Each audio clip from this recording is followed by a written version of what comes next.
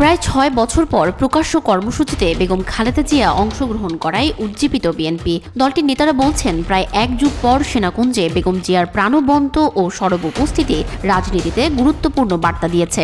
বেগম জিয়া সুস্থ হয়ে শিগগিরই রাজনীতির মাঠে পুরো দমে সক্রিয় হবেন বলে প্রত্যাশা নেতাদের।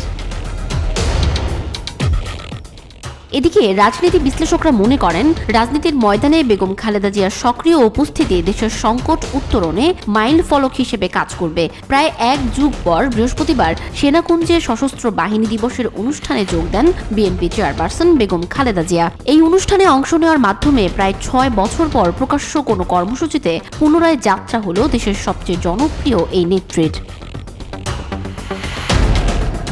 সেনাকুঞ্জের অনুষ্ঠানে মধ্যমণি হয়ে উঠেছিলেন সাবেক প্রধানমন্ত্রী বেগম খালেদা জিয়া।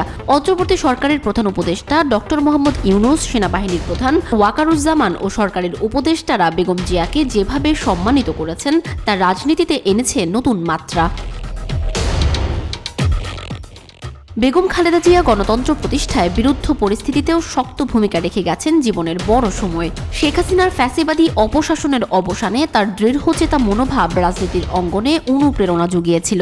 এ বিষয়ে কথা হয় বিএনপির স্থায়ী কমিটির সদস্য আমির খসরু মাহমুদ চৌধুরী ও দলের যুগ্ম মহাসচিব খায়রুল কবির খোকনের সঙ্গে। তারা জানান, রাজনীতিতে খালেদা জিয়ার সরব উপস্থিতি হবে দেশ ও জাতির জন্য কল্যাণকর।